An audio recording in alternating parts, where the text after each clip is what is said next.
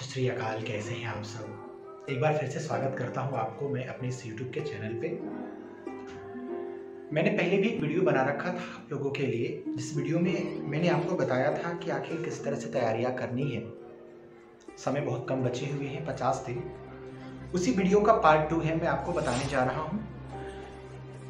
आखिर मैं फिर ये वीडियो क्यों बना रहा हूँ, इसके बारे में मैं आपको पहले ही रूबरू करा देता हूँ। फिर धीरे धीरे मैं आपको उन चीज़ों के बारे में 1 बाय 1 करके सिलसिलेवार तरीके से मैं आपको बताऊंगा। सबसे पहले आप सबको बहुत बहुत शुभकामनाएं। आप तैयारी कर रहे हैं अपने 10th और 12th के एग्ज़ाम की।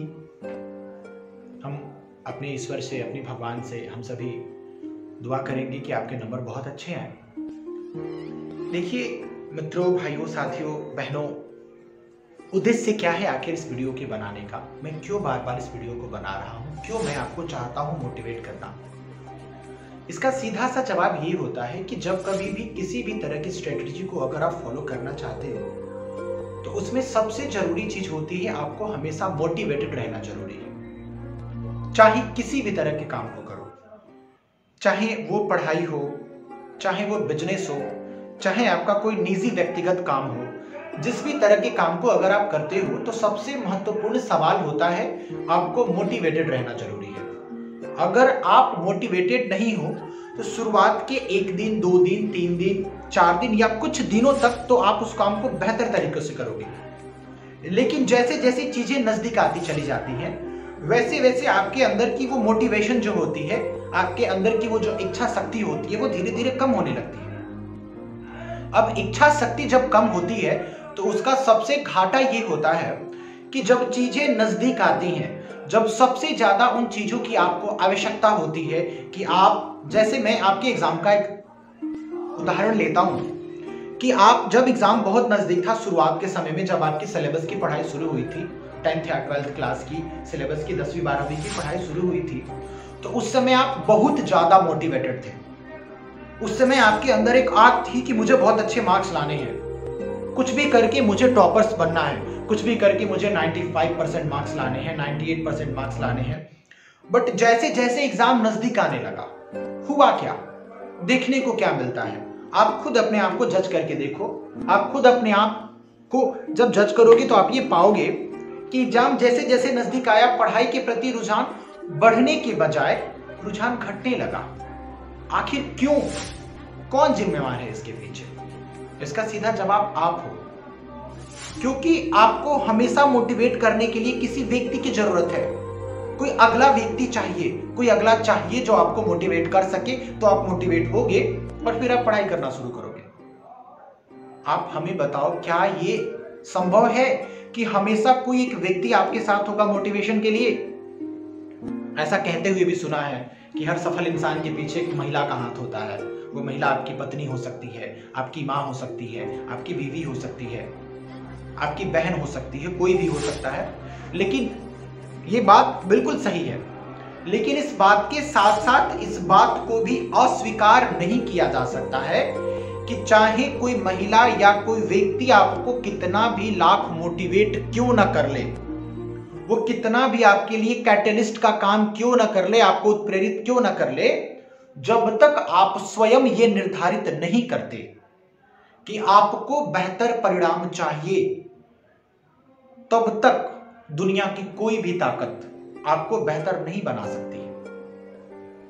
अतः सबसे महत्वपूर्ण बात यह है कि अगर सच में आप चाहते हैं ये कि आपके रिजल्ट्स बेहतर आए, तो आपको मोटिवेटेड स्वयं रहना होगा।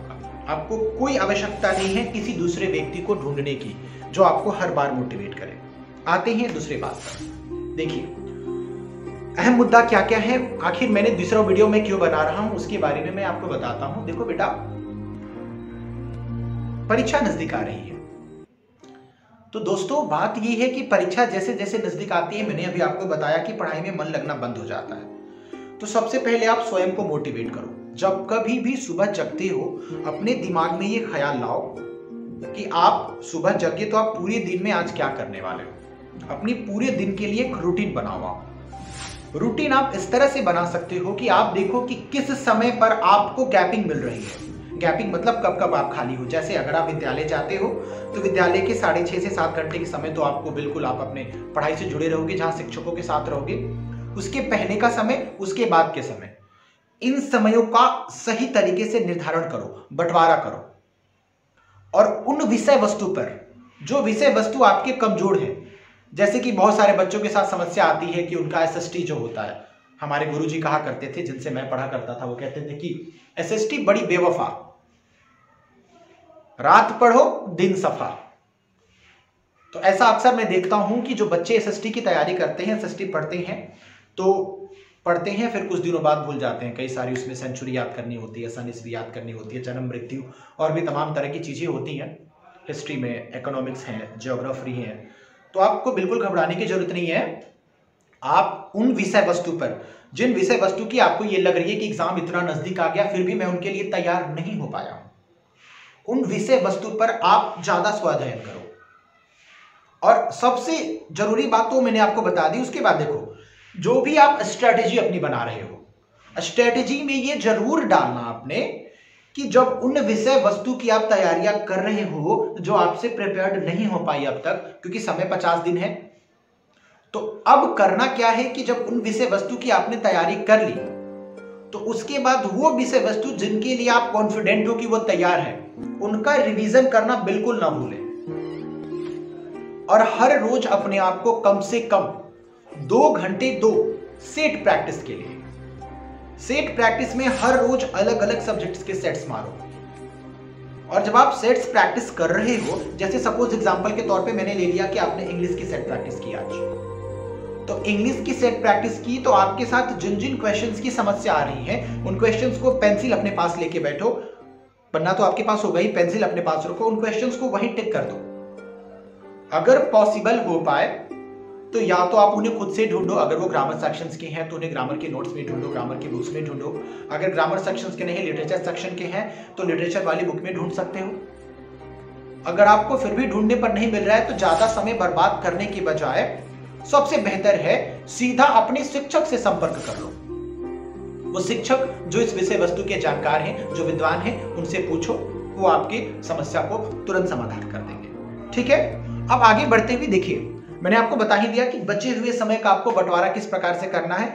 अब समय ये है कि जो भी सब्जेक्ट, मैंने आपको बताया ना कि अभी आपको सिंपल करना ये है कि हमेशा खुद को मोटिवेटेड रखो। अगर आप खुद को बेहतर तरीके से मोटिवेटेड रखते हो बेटा, भाइयों, दोस्तों, तो आपको कोई जरूरत नहीं है किसी भी दूसरे मोटिवेशन की। उसके बाद जब आप तैयारियां करने बैठोगे तो अलग अलग तरह के कई सारे लोग आपको मिलेंगे। बाजार में निकलोगे सामान खरीदने के लिए या इधर उधर जाओगे, स्कूलों में मिलोगे, कई सारे लोग झूठी अवहेलना करेंगे, झूठे दिखावे करेंगे। वो पढ़ रहे होंगे 1 घंटे, 1.5 घंटे, 2 घंटे, क्योंकि मैं तो 8 घंटे पढ़ रहा हूं, मैं 9 घंटे पढ़ रहा हूं। या कोई लोग ऐसे मिलेंगे जो 10th पास कर चुके हैं, 12th पास कर चुके हैं, कोई दूसरे सेक्टर में है, कुछ काम कर रहे हैं। वो आपको और कई तरह की ऐसी बातें, योजनाओं के बारे में बताएंगे। मैं 12-12 घंटे पढ़ता था, मैं 11-11 घंटे पढ़ता था, तब मेरे इतने नंबर आए। बिल्कुल नहीं, कोई जरूरत नहीं है आपको 12 घंटे पढ़ने की, कोई जरूरत नहीं है। आप अगर सही तरीके से स्वाध्ययन 4 से 5 घंटे पढ़ते हो तो आपके मार्क्स बहुत अच्छे आ जाएंगे। आपने शायद विकास दिव्यकीर्ति सर का इंटरव्यू देखा होगा, उनमें उन्होंने कहा है ये कि जब 5 से 6 घंटे पढ़ के कोई व्यक्ति यूपीएससी क्वालिफाई कर सकता है, तो क्या आपको बोर्ड के एग्जाम के लिए 12 घंटे पढ़ने की सच में जरूरत है? अगर आप 12 घंटे पढ़ रहे हो बोर्ड के लिए, इसका मतलब आप हार्ड वर्क कर रहे हो। आपको जरूरत किस चीज की है? मैंने पिछले वीडियो में ही बता रखा है कि आपको जरूरत है स्मार्ट वर्क की, मतलब उन विषय वस्तु पर ज्यादा ध्यान देना जो एग्जाम में ज्यादा पूछे जाते हैं, और साथ ही साथ जिन पे आपके अभी तक कमांड सही तरीके से नहीं हो पाए। ठीक है, तो अब किस तरह से उन विषय वस्तु की तैयारी करोगे आप?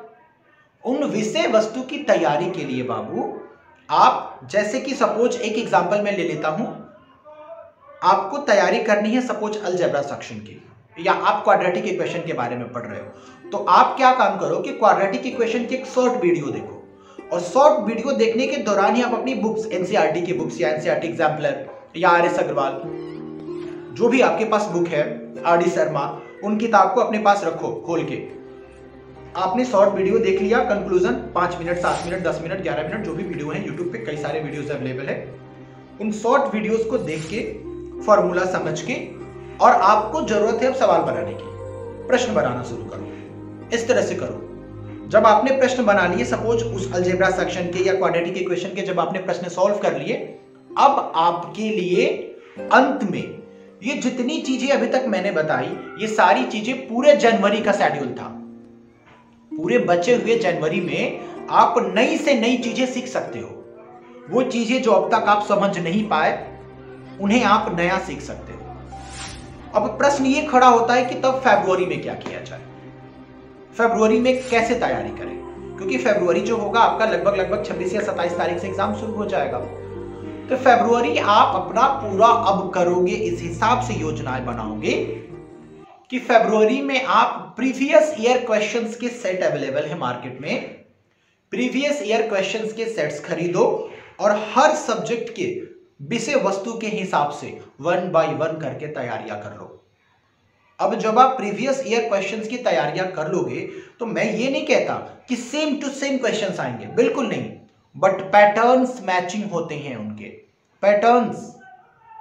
तो आपको पैटर्न्स के आइडियाज लेने के लिए प्रीवियस ईयर क्वेश्चंस की प्रैक्टिस करनी है। तो पूरी फरवरी जो आपकी बचती है, आपको सिर्फ और सिर्फ अगर दोस्ती करनी है किसी किताबों से, तो एनसीईआरटी की किताब से उठाओ, प्रीवियस ईयर क्वेश्चंस उठाओ और सैंपल पेपर उठाओ। इन 3 चीजों के इर्द गिर्द आपको सिर्फ घूमना है। और स्पेशल विशेष तौर पे मैं बताता हूं विज्ञान के लिए, बेटा विज्ञान में एक्टिविटी से ज्यादा क्वेश्चंस पूछे जाते हैं।